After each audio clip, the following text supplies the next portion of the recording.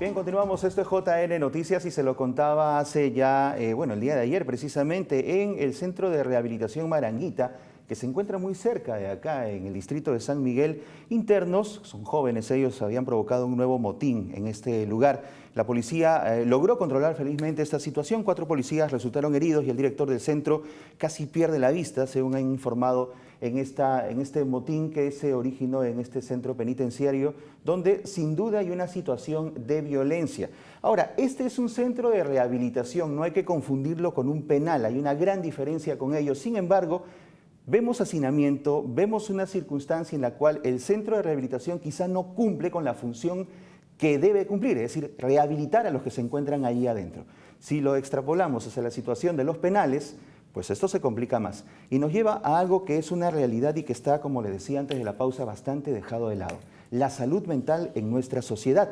Y por ello hemos invitado a la doctora Patricia Ruiz Salcedo. Ella es psicóloga clínica, magíster en prevención y tratamiento de conductas adictivas, egresada de la Universidad de Valencia, España, y cuenta con 10 años de experiencia en el área clínica, docencia y capacitaciones en personal de la salud mental a nivel nacional, y es el tema que nos convoca. ¿Cómo está? Mucho gusto. Salud mental en nuestro país. Tenía algunas cifras y realmente me preocuparon. Hay un psiquiatra por cada 300.000 peruanos. Así es, lamentablemente. ¿Y por qué? Porque la psiquiatría o la salud mental no era tomado. Hoy por hoy está mejorando, ¿no? Pero no era tomado como una perspectiva de desarrollo profesional para el personal médico, ¿no? Entonces, optaban por otras carreras mucho más aparentemente ¿No de habían desarrollo. muchas oportunidades para los psicólogos, los psiquiatras egresados, digamos? No, al contrario, hay bastantes oportunidades. ¿Y Lo que pasa es necesidad que sí, lo que pasa es que es la persona que no quiere estudiar esas carreras, ok. ¿no? Sí. Falta de incentivo en la educación. Así es. Bien, la salud mental en nuestro país es una realidad y es verdad, políticamente hablando está muy desplazado, muy dejado de lado. Pero vamos, ¿cómo se origina un grave problema social de violencia como, por ejemplo, el que estamos viviendo aquí en nuestro país? Lo que sucedió en ese centro penitenciario, este padre de familia que termina ultimando a sus 3 pequeños hijos solo para vengarse de la esposa que no quiso volver con él, y muchos otros temas que son de pronto el menú diario de muchos informativos y que lamentablemente sí es una realidad. ¿Qué está pasando? A ver, en realidad todo inicia en la etapa inicial del desarrollo del ser humano, ¿no? O sea, con quién interactúo, genéticamente hablando, con quién es el ámbito social con quién se desarrolla, ¿no? La familia. Porque así es, porque puede ser que pueda un ambiente hostil, pero los padres son tranquilos, le enseñan buenos valores y ese chico sale, ¿no? Con una buena capacidad de resiliencia, pero si no es así, lamentablemente va a continuar con las conductas, ¿no? Es decir, puede haber una predisposición genética a la violencia, digamos de alguna forma, pero solo se desencadenaría si se dan los factores sociales. Se agravaría.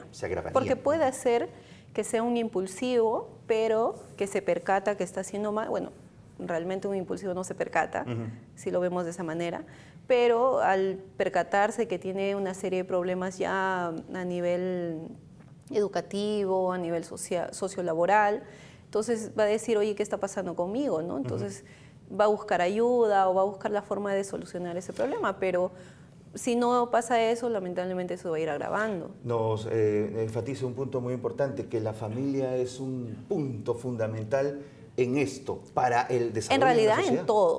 en todo, porque si estamos hablando, por ejemplo, del tratamiento de consumo de drogas, que yo soy especialista en eso, la familia es el punto a favor o la pareja, ¿no? En este caso de los que ya tienen pareja, para poder rehabilitarse y poder mejorar su contexto de vida, cambiar un contexto de vida de lo que viene llevando, ¿no? Pero si no, tiene como la patita floja, digámoslo así, que es lo que está faltando, ¿no? Educación familiar, ¿qué es lo que está faltando? Prevención en los colegios. En los colegios. Estamos hablando ya de una labor del Estado. Entonces. Por supuesto. Tiene que haber una labor del Estado entre el Ministerio de Salud, el Ministerio de Educación y el Ministerio de la Mujer, para que haya una etapa preventiva, porque no se está haciendo una etapa preventiva.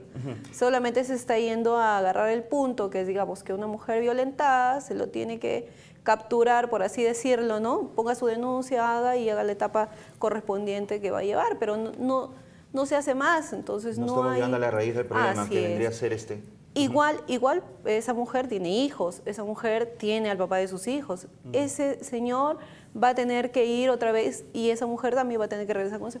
No se le dé tratamiento a esa persona. Entonces, ¿cómo sabemos que en verdad está bajando el nivel de violencia? Al contrario, está aumentando, ¿no? Se está tratando de atacar el problema con situaciones punitivas, con mayores penas, digamos, poniendo penas más graves o más altas, más años en la cárcel. ¿Esto es disuasivo? ¿Esto ayuda? No. ¿Ah, no? No. Bajo mi opinión, no. Y bajo mi experiencia, no. Porque el que quiere hacerlo, como es un impulsivo, simplemente lo va a hacer. Él no mide consecuencias. Lo hace. No piensa en las consecuencias. Lo hace después, ¿no? Por eso es que muchas veces dicen, no, yo no quise hacerlo, no fue mi intención. Claro. Te pido perdón o pido perdón a la familia, pero en realidad no es así, ¿no? Podría volver a hacerlo. Podría volver a hacerlo. Estas Y lo va a volver a hacer. Que salen de cumplir sus condenas, que se portan bien adentro de los penales y cumplen una pena, digamos, en 50% de lo que correspondía, ¿podrían repetir nuevamente esta historia? Sí, podrían repetir mucho la historia. ¿Por qué? Porque no se ha tratado la raíz del problema. ¿Y cómo tratamos la raíz del problema? Hay que encontrar qué razón, qué es lo que tiene, por qué actúa de esa manera, ¿no? Muchos de los agresivos o muchos no digo que todos, ¿no? Pero muchos de ellos son consumidores. Entonces se dice que el consumo no hace que la persona sea violenta, pero no es así. El consumo que socialmente está aceptado, por ejemplo, es el alcohol. El cigarrillo. Y el cigarrillo. Entonces la persona con un síndrome de abstinencia, con eso, deja de consumir unos días, o viene con sus tragos encima y a la esposa pues le da como si fuera, ¿no? Romper la cadena, ¿es esto cierto? Sí. El hijo de un padre violento que pega a la mamá, una mamá que no busca ayuda en su momento, genera una cadena en el niño o la niña. ¿Esto es cierto? ¿Esto es verdad? Sí, genera una cadena porque es un patrón de conducta. ¿Y es tan difícil romper esa cadena? Tiene que percatarse. Es difícil porque estamos hablando bajo un contexto de crianza bastante largo, ¿no? Bastante amplio. Claro, hablamos del padre, de los abuelos. Así es, así es, porque ha sido repetitivo, mayormente esto es repetitivo. A veces no es que sea violento, pero sí acepta la violencia como tal, entonces no necesariamente tengo que ser el agresor, ¿no? ¿Y como sociedad hemos naturalizado la violencia? Sí. ¿La hemos vuelto cotidiana? Por supuesto. ¿Bromeamos de ella? Tal es así que en el noticiero vemos el día a día como si fuera parte de una noticia agradable, ¿no? Claro. El noticiero lo que debería hacer es evitar ese tipo de imágenes. ¿Para qué? Para que como usted me habló hace un momento, el psicópata le genera placer y le genera mayor beneficio y mayor gusto por hacerlo otra vez. Sí, conversaba fuera de cámara con la doctora sobre la situación de los psicópatas. Si una pena mayor los ayuda o en todo caso ayuda a la sociedad, y lamentablemente la doctora me da la mala noticia de que no. Podría salir luego de cumplir su condena. Y ser peor todavía. Y ser peor, efectivamente, porque a eso se llega en situación de hacinamiento en las cárceles, ¿no? Así es. Bien, doctora. Porque aprende, pues. Adentro consume también. Claro. En las cárceles hay mucho consumo. Se vuelve un profesional de la delincuencia. Así es. Bien, ¿y qué tan lejos estamos como sociedad, como Estado, como familias de alcanzar de pronto ese nivel de desarrollo social?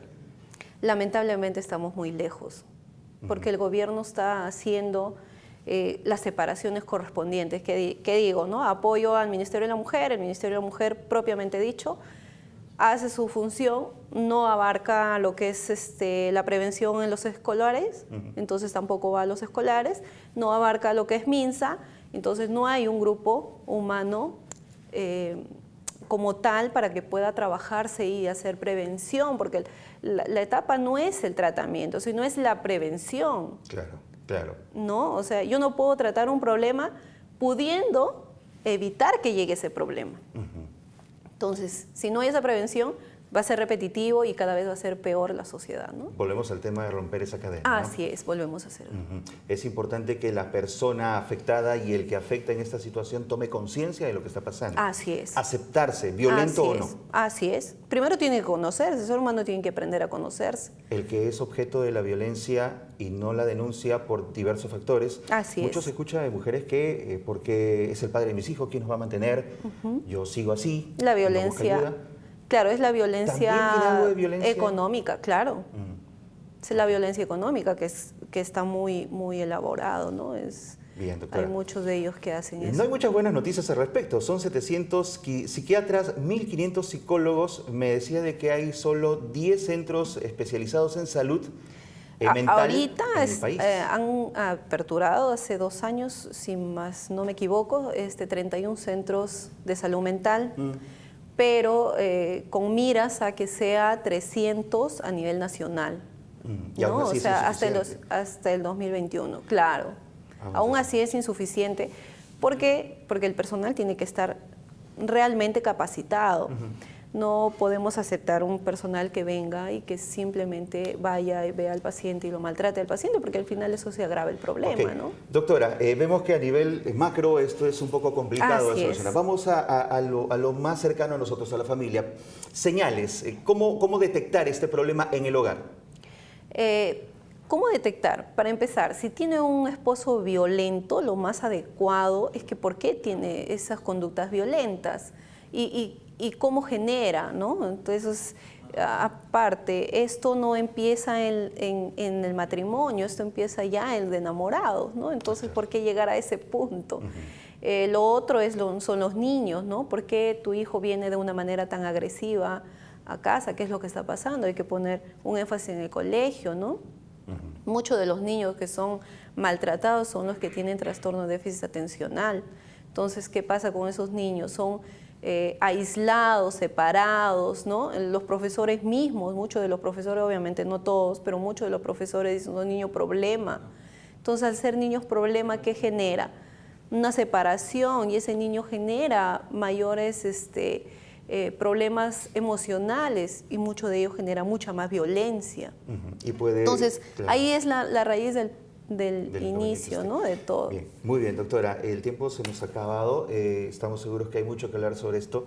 Cuando guste. Y creo que hay que empezar ya a nivel macro a buscarle una solución, porque Así no es. podemos seguir viendo en los programas de televisión más violencia sin que esto genere más violencia. Así es. Es una cadena, ¿no? Así es. Muy bien. Doctora Entonces, Patricia sería lo Ruiz Salcedo. adecuado que el gobierno, ¿no?, abarque todos los puntos principales, ¿no? A invertir en eso y no en otras cosas, Así por lo es. menos. Bien, Por lo menos muchísimas no gracias por flores. estar con nosotros. Acompáñenme un Gracias. instante, por favor, porque tengo que contarle a nuestros televidentes que a raíz de lo sucedido con el pequeño Alfie Evans, el Hospital Pediátrico del Vaticano promueve un decálogo sobre los derechos del niño con enfermedades terminales. Tenemos esta información internacional para ustedes. Tras lo que ocurrió a Charlie Gard y Alfie Evans, el Hospital Pediátrico del Vaticano ha publicado la Carta de los Derechos del Niño Incurable. El punto central es la distinción entre el tratamiento y la curación, o en otras palabras, que un niño no puede ser curado no quiere decir que tenga que ser desconectado a la fuerza. La carta está dividida en 10 puntos. Pide que se reconozca que cualquier niño tiene derecho a recibir los mejores tratamientos experimentales o a trasladarse de país para recibirlos si es necesario, que el paciente o sus familiares puedan acudir a otro médico para recibir una segunda opinión y que se respete más el parecer de los padres del menor. El recorrido que el hospital pretende es el de llamar la atención no sobre los casos individuales, sino sobre la problemática de fondo. El decálogo es fruto de la experiencia que acumuló el Hospital Bambino Gesù tras ofrecer ayuda a las familias de estos dos niños. El hospital pretende iniciar un ambicioso proceso, que la comunidad médica internacional se adhiera a la carta y que también sea aceptada por organismos políticos como la Unión Europea. No será un recorrido sencillo, puesto que las implicaciones políticas son grandes.